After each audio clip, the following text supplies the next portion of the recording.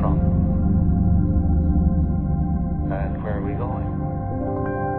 Welcome friends, this is Red Ice Creations Radio. My name is Henrik Palmgren. I am the editor and webmaster of redicecreations.com.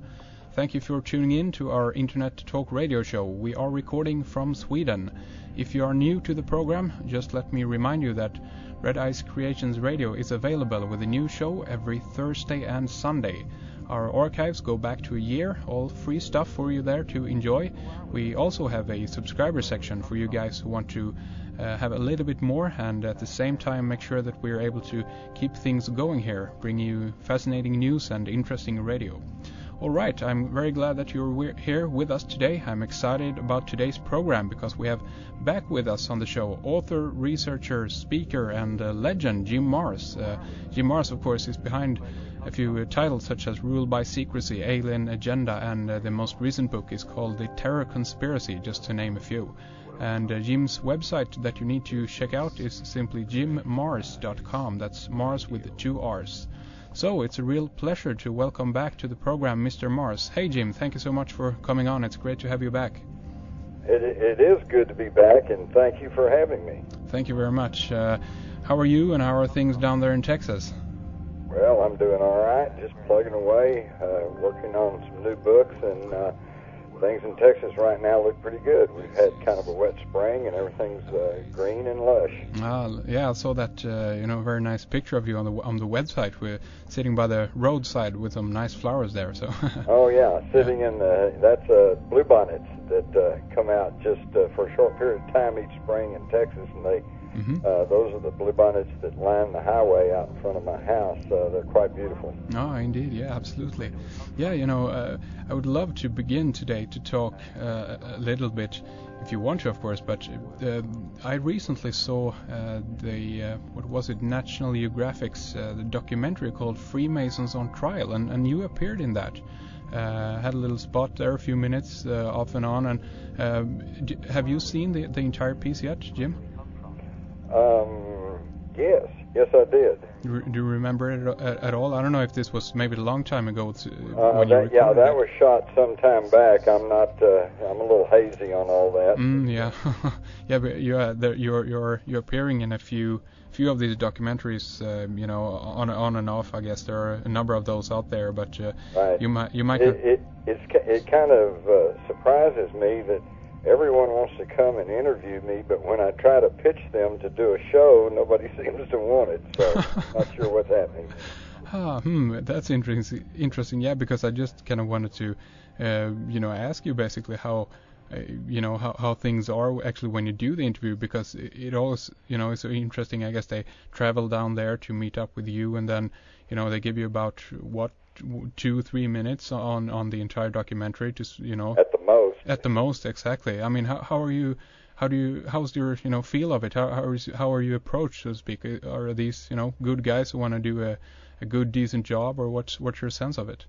Well, my experience has been both dealing with and being involved with people who are trying to sell programs to some of the more credible channels, such as National Geographic or Discovery. I find that they shy away from certain subjects, and they do not want to delve too hard into others. For example, recently the Discovery Channel aired an hour-long program on chemtrails. Oh, really? It was really quite interesting, but it was also, I guess I'd have to style it as propaganda, because for about the first half of the program, they acknowledged that this spraying program from high-flying airplanes was taking place, and then the rest of the program was devoted to try to convince us all that there was nothing unusual or dangerous in the spray, and they went for 10 or 15 minutes explaining all the workings of the scientific instruments that they were going to use to analyze spent jet fuel. Okay. But lost in all of that was the fact, as they stated, that they had only gone to a local airport and bought conventional jet fuel, then taken it to a laboratory and burned it through a jet engine, and then taken the residue for analysis. Well, obviously, the commercial jet fuel at a local airport is not going to contain any of the known quantities of material that has been found in these chemtrails, namely barium and sodium fluoride and pathogens. But the very telling point of this was they did mention briefly that the United States military, in the form of the U.S. Air Force, had refused to allow them to analyze their jet fuel. So, to me, the whole thing was kind of specious. It's like, so what? What we want to know is what they're actually spraying, not what can be found in conventionally bought aviation fuel. Sure, exactly. Yeah. I mean, how are things down in Texas? I mean, you have I guess a lot of years to look up at the sky, so to speak. Are things That's different? True. Are things true. different? And I grew up in Fort Worth, Texas, which was the home not only of what we used to call the bomber plant, which had produced bombers going back to World War II, and then produced B-52s, and later through General Dynamics was producing some of the more modern aircraft. But it was also the home of the Strategic Air Command. And so I grew up watching these giant planes fly over and leave their vapor trails, and I was quite familiar with that. And starting in the mid to late 1990s, I noticed, though, that the trails that were being left by very, very high-flying, apparently military craft, were not dissipating. They were not evaporating back into the air. They were, in fact, spreading out and causing a milky white cloud cover that covered the entire sky. And that began my interest and research into what has come to be known as chemtrails, chemical trails. Absolutely. You see a normal vapor trail, they're called contrails, and that's short for condensation trails. When a aircraft engine, whether piston or jet, at high altitudes in that cold upper air, it condenses the air into a water vapor, which then streams out behind the aircraft. But as soon as these trails cool off, then they evaporate right back into the cold air. And so they will stream out behind a plane, but then they fairly quickly evaporate. Chemtrails go from horizon to horizon, and they never evaporate. They spread out until they blend into a milky cloud cover. Now, the reason for this is what we're all trying to find out. Yeah, exactly. The most positive view of it is that they are trying to create a cloud cover to reflect ultraviolet rays and hence hold down global warming. And this makes some sense to me because the old journalist adage is to follow the money. And if global warming effects continue to increase, as we have seen, with more and more larger and more hurricanes, tornadoes, tsunamis, this could create havoc in the insurance industry. And if the insurance industry should collapse, it would probably mean the collapse of the U.S. economy, which, of course, is the basis for much of the Western world's economy. So you can see why that certain people would be very concerned about trying to hold all that together.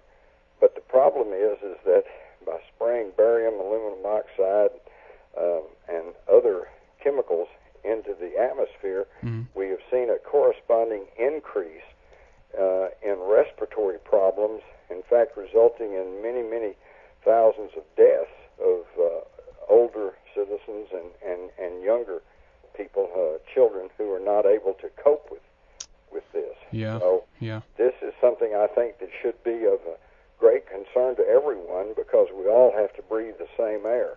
And yet this whole program, this whole issue, is basically being buried by the corporate-controlled mass media. They just don't want to talk about it, or if they do talk about it, they brush it off as just misidentified contrails.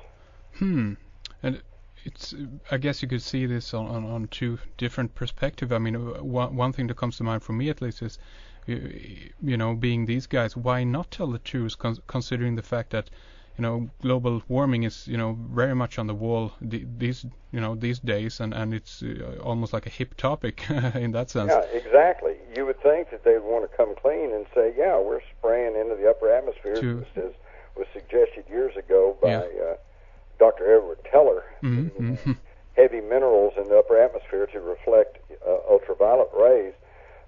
And we're doing this, to try to save us all from global warming. Yeah. But they won't even admit to that. And I think the reason for this is that if they admit even that they have this aerosol spraying program in operation, I think there would be an immediate groundswell from the public demanding to know exactly what was in there. And once they found out that it's heavy metals, which can cause problems with both physically and mentally with the human person, that I think you could see that there would rapidly probably grow to be some opposition to this, and I don't think they don't want to have to deal with any kind of opposition. They just want to do what they want to do. How about this one then? If we turn it around and let's say that this is the reverse, that they actually are trying to create the global warming. So how about that has been suggested too, and of course, due to the fact that they won't even acknowledge that it's going on, lend some support to that idea that there's a ulterior motive, other than beneficial, that's being applied here. Yeah, I mean, in a sense, I mean, in regards to creating a world government and all of this, the ongoing agenda on that level. A global warming, a catastrophe in that regard would very much bring, governments together for a, one world solution. Basically, it's a perfect cover, I guess, right? Right. Well, this also kind of ties in with another ongoing controversy, which is the fluoridation of the water supplies. 2/3 of the United States municipal water supplies are now being doctored with fluoride. And I would refer your listeners to the letter from a Mr. Charles Eliot Perkins, who was one of the U.S.'s most foremost industrial chemists. And he was, right after World War II, the U.S. government sent him to Germany to help manage the giant IG Farben chemical combine. And in 1954, he wrote to the Lee Foundation for Nutritional Research, and he stated that, quote, the German chemist worked out a very ingenious and far-reaching plan of mass control, which was submitted to and adopted by the German General Staff. This plan was to control the population in any given area through mass medication of drinking water. In this scheme of mass control, sodium fluoride occupied a prominent place. The real purpose is not to benefit children's teeth. The real purpose behind water fluoridation is to reduce the resistance of the masses to domination and control and loss of liberty. And of course, it is a historic fact that the Nazis put fluoridated water in the drinking water of their concentration camps to keep the prison population passive and non-resistant to their control. That's pretty scary stuff, isn't it? Oh my God! Yeah, indeed. I mean, and the fluoridation, it, as I see it at least, is very much connected, with the whole aluminum industry and the phosphor. When they take phosphor out of, when they create it to pour on farms and all of that stuff. Right. And I mean, this goes well, back. Fluoride, of course, has long been